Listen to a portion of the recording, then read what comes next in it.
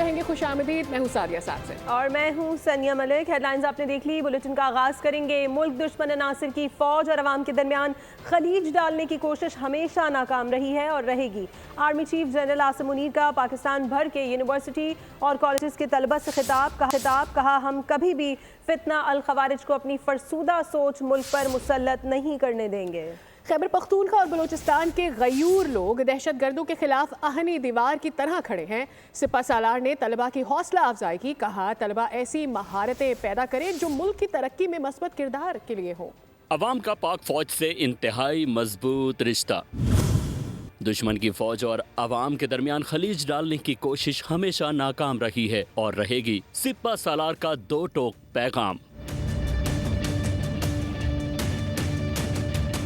General Asim Munir का पाकिस्तान भर के यूनिवर्सिटीज और कॉलेजेस के तलबा से खिताब में कहना था कि हमें अपने मजहब, तहजीब और रिवायात पर फख्र है। ये फितना अल खवारिज किस शरीयत और दीन की बात करते हैं। हम कभी भी फितना अल खवारिज को अपनी फरसूदा सोच मुल्क पर मुसल्लत नहीं करने देंगे। खैबर पख्तूनख्वा और बलूचिस्तान के गयूर लोग दहशत गर्दों के खिलाफ आहीनी दीवार की तरह खड़े हैं। आर्मी चीफ ने कहा तलबा अपनी तालीम पर खुसूसी तवज्जो दें। आप पाकिस्तान के मुस्तकबिल के रहनुमा हैं। सिपा सालार ने तलबा की हौसला अफजाई की। आर्मी चीफ ने यह भी कहा कि तलबा तालीमी सरगर्मियों में बेहतरीन कारकर्दगी के लिए कोशिश करें। ऐसी महारतें पैदा करें जो मुल्क की तरक्की में मस्बत किरदार के लिए हों। तलबा खुद को अपने मुल्क की तरक्की के काबिल बनाएं। ISPR के मुताबिक आर्मी चीफ ने तलबा की तख्लीकी और इख्तराई सलाहियतों की तारीफ की। मुल्क की खुद मुख्तारी और इलाकाई सालमियत के तहफ़्फ़ुज़ में पाक फौज के किरदार को उजागर किया गया। आर्मी चीफ ने दहशत गर्दी के खिलाफ जिद्दोजहद में अवाम की कुर्बानियों को खिराज तहसीन पेश किया। अपडेट भी आपके साथ शेयर करते हैं। सैफरी की सीरीज पाकिस्तान और न्यूजीलैंड के दरमियान नेशनल स्टेडियम कराची में मुकाबला इस वक्त जारी है। पाकिस्तान को जीत के लिए मेहमान टीम का पहाड़ जैसा हदफ खत्म करना है। जीत के लिए दरकार 353 रन हदफ के ताक़ु में पाकिस्तान की बैटिंग इस वक्त जारी है। चौथी विकेट की शराकत में सलमान अली आगा, कप्तान मोहम्मद रिजवान 150 से ज़ायद रन जोड़ चुके हैं। मोहम्मद रिजवान और सलमान अली आगा शानदार निस्फ सेंचुरीज मुकम्मल कर चुके हैं। पाकिस्तान के आउट होने वाले खिलाड़ियों में फ़खर जमान ने 41 रन बनाए हैं। बाबर आजम ने 23 और सऊद शकील ने 15 रन स्कोर किए। आज दोनों टीमों में से जो भी जीतेगा वो फाइनल खेलेगा। मैच अपडेट आपके साथ शेयर कर रहे हैं। आपको बताएं कि पाकिस्तान 3 खिलाड़ियों के आउट होने पर 263 रन बना चुका है। इस वक्त कप्तान मोहम्मद रिजवान और उनके साथ सलमान अली आगा क्रीज पर मौजूद हैं और पाकिस्तान को टारगेट अचीव करना है 353 रन का।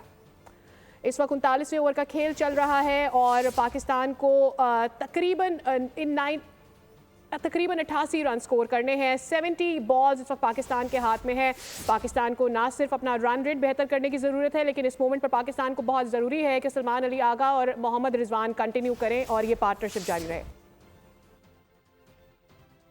3 मुल्की क्रिकेट सीरीज के मैच में जनूबी अफ्रीका ने पाकिस्तान को 353 रन का हदफ दे दिया। मेहमान टीम ने पहले खेलते हुए 5 विकेटों पर 352 रन बनाए। हेनरिच क्लासन ने 87 रन की शानदार इनिंग्स खेली। मैथ्यू ब्रिट्सकी ने 83 और कप्तान टिम्बा ने 82 रन का हिस्सा दिया है।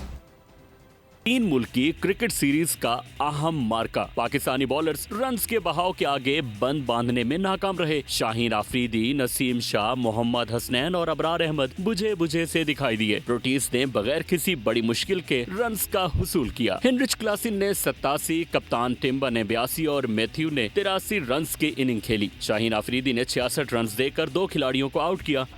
नसीम शाह ने 68 रन देकर 1 विकेट हासिल की। अबरार अहमद 63 रन देकर 1 खिलाड़ी भी आउट ना कर सके। मोहम्मद हसनैन को खिलाने का तजर्बा बुरी तरह नाकाम रहा। मोहम्मद हसनैन 72 रन देकर भी कोई विकेट हासिल नहीं कर पाए। पार्ट टाइमर्स सलमान आगा और खुशदिल शाह भी तवक्कुआत पर पूरा ना उतर सके। अब बताएंगे कि फर्स्ट इनिंग्स में क्या हुआ। प्रोटीज बैटर के टकराने पर शाहीन शाह अफरीदी गुस्से में आ गए। बल्लेबाज से जुमलों का तबादला हुआ और प्रोटीज ने भी तुर्की उनको जवाब दिया। अंपायर ने मामला रफा दफा करवाया।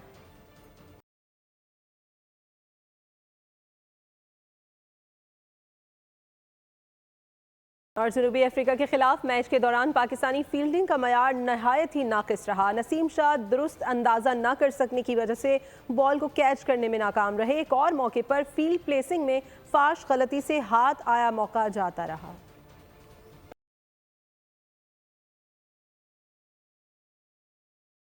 जनूबी अफ्रीका के खिलाफ मैच में कामरान गुलाम और सऊद शकील का गैर ज़रूरी जारहाना अंदाज। ब्रिटिश कप्तान टेम्बा के आउट होने के बाद कामरान गुलाम और सऊद शकील जश्न मनाते हुए हरीफ कप्तान के सामने आ गए।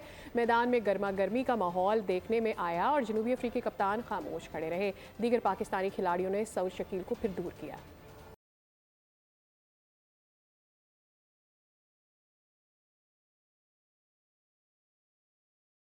पीसीबी ने कराची में चैंपियंस ट्रॉफी की इफ्तिताही तकरीब कराने का फैसला कर लिया। चैंपियंस ट्रॉफी की इफ्तिताही तकरीब 19 फरवरी को कराची में होगी। ज़राए का कहना है कि पीसीबी ने चैंपियंस ट्रॉफी के इफ्तिताही मैच के मौके पर फैंस के लिए सरप्राइज तैयार कर लिया है। ज़राए के मुताबिक तकरीब में मुल्की और गैर मुल्की फनकार लाइव परफॉर्मेंस पेश करेंगे।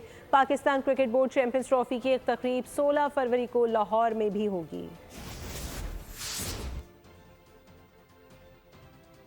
वज़ीर आज़म शहबाज शरीफ का दौरा दुबई। मुल्की मईशत के लिए अच्छी खबरें। वज़ीर आज़म शहबाज शरीफ ने वफाकी काबीना के इजलास में बताया कि बिजली की कीमतों में कमी पर IMF के ना मानने का खदशा ख़त्म हो गया है।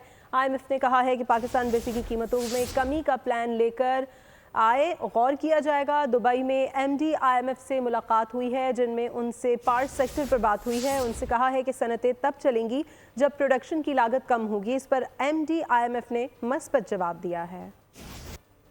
MD IMF से मुलाकात हुई। जब बात हो रही थी IMF की, हमारी जो MD, तो उन्होंने सबकी तारीफ़ की। जब मैंने उनसे पावर की बात की कि मोहतरमा अब इंडस्ट्री, एक्सपोर्ट, इकॉनमी तब चलेगी जब कॉस्ट ऑफ प्रोडक्शन कम होगी। कहते बिल्कुल आप ठीक कहते हैं। तो मैंने कहा ग्रोथ तभी होगी कि हमारे जो ड्यूटी स्ट्रक्चर, हमारा जो एनर्जी है उसकी कॉस्ट कम होगी, एम्प्लॉयमेंट तब बढ़ेगी, तब हमारी प्रोडक्शन बढ़ेगी कि हम compete कर सकें दुनिया के ममालिक से। तो उसमें उन्होंने बड़ा पॉजिटिव बात की। उन्होंने कहा आप अपना प्लान लेके आएँ, मैं तैयार हूँ। तो ये जो खटका था कि जी वो IMF मानेगा, she was in a very positive mind yesterday. तो मेहरबानी करें, मैंने कल DPM को जहाज़ में भी कहा है कि अब आप इस प्लान को करें, सूबों के साथ मिलकर IMF के पास जाएं, वो तैयार हैं इसको करने के लिए। मुज़ाकरात के लिए दावत देने का मौसम ख़त्म हो गया है। मुज़ाकरात का दरवाज़ा खुला रहने का मतलब दावत देना नहीं है। अब ये PTI पर मुनसर है कि वो किस दिन संजीदा और नतीजा खेज मुज़ाकरात चाहती है। सेनेटर इरफान सिद्दीकी ने हुकूमती पॉलिसी वाज़े कर दी। उन्होंने कहा कि जब PTI का जलसों, हंगामों, धरनों और 9 मई जैसे कामों से दिल भर जाए तो फिर मुज़ाकरात के लिए आए। कोई दावत तब नहीं देते, दावतें देने का मौसम तमाम हो गया है।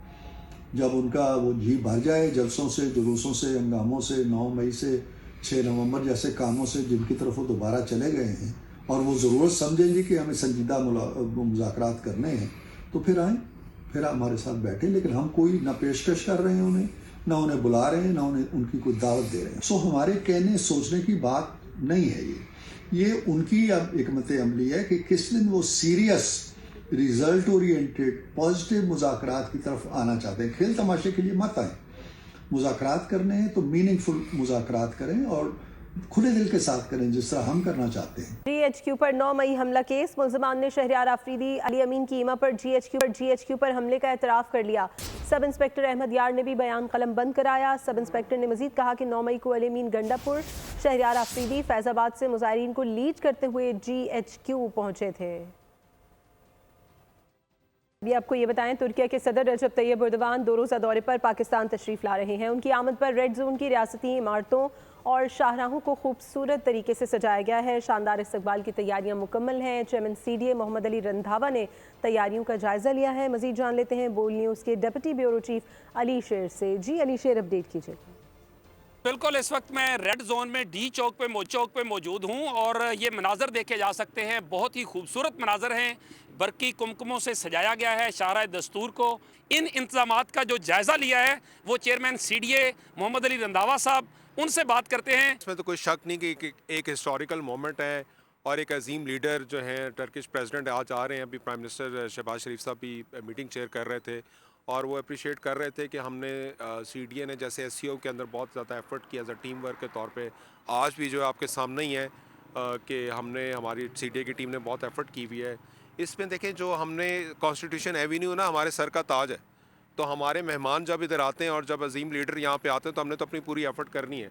हमारी पूरी CDA की टीम यहाँ पे MCI, ICT, law enforcement agency, police सब यहाँ पे मेहनत कर रहे हैं। और अभी आपसे पहले हमारे मिनिस्टर इंटीरियर की तरफ से डायरेक्शंस आई थी कि पूरा रूट चेक करके हैं, वो हमने सारा रूट चेक किया है, एक एक चीज़ को चेक किया है। और सबसे इम्पॉर्टेंट ये है कि इंशाअल्लाह ताला बहुत सारी लाइट्स हमने परमानेंट लगा दी हैं। इस्लामाबाद के अंदर डिजिटल बोर्ड्स लेके आए हैं और ये जो इस तरह की खूबसूरती है, ये दिन दुगनी रात चुगनी हमारी खूबसूरती में इजाफा होता रहेगा। बिल्कुल ठीक।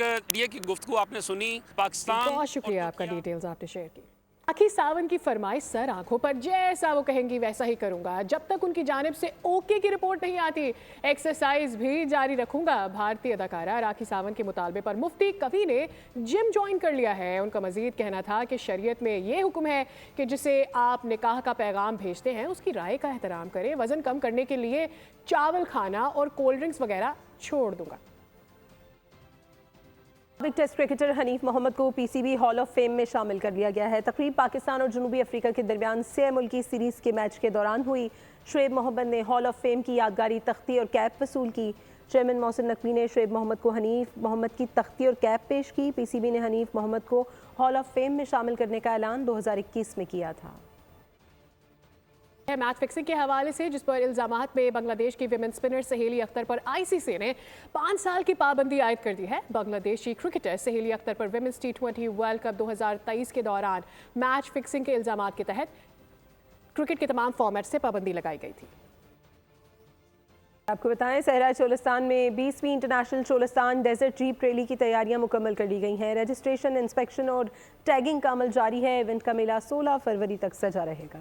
बहावलपुर के सहरा चोलिस्तान में चमचमाती, धूल उड़ाती, फराटे भरती गाड़ियों की रजिस्ट्रेशन। डिस्ट्रिक्ट इंतजामिया की तरफ से इंटरनेशनल मेगा इवेंट को हतमी शक्ल दे दी गई। 20वीं चोलिस्तान डेजर्ट जीप रैली का इवेंट 16 फरवरी तक जारी रहेगा। रेसर्स को 492 किलोमीटर का रेतीला और कठिन ट्रैक उबूर करना होगा। रैली में सिर्फ मुल्की नहीं, फॉरेन रेसर्स भी हिस्सा ले रही हैं। 100 से ज्यादा गाड़ियों की रजिस्ट्रेशन अब तक कर ली गई। मजीद गाड़ियों की रजिस्ट्रेशन का अमल जुमेरात तक मुकम्मल कर लिया जाएगा। रेस के ट्रैक को जिगजैग और दुश्वार गुजार रखा गया है। सहराई ट्रैक के रास्ते पर मैदानी इलाके के साथ 100 फुट तक ऊंचे दुश्वार रेतीले टीले भी शामिल हैं। जीप रैली में स्टॉक कैटेगरी और प्रीपेड गाड़ियों की रेस कराई जाएगी। मुल्की गैर मुल्की नामवर रेसर्स एक्शन में होंगे। 20वीं जीप रैली में truck race, dirt bike race और कल्चरल फेस्टिवल का भी इनेकाद किया जाएगा। इसके साथ ही बुलेटिन अपने इख्तिताम को पहुंचा। मजीद खबरों और अपडेट्स के लिए विजिट कीजिए हमारी वेबसाइट bolnews.com और देखते रहिए बोल।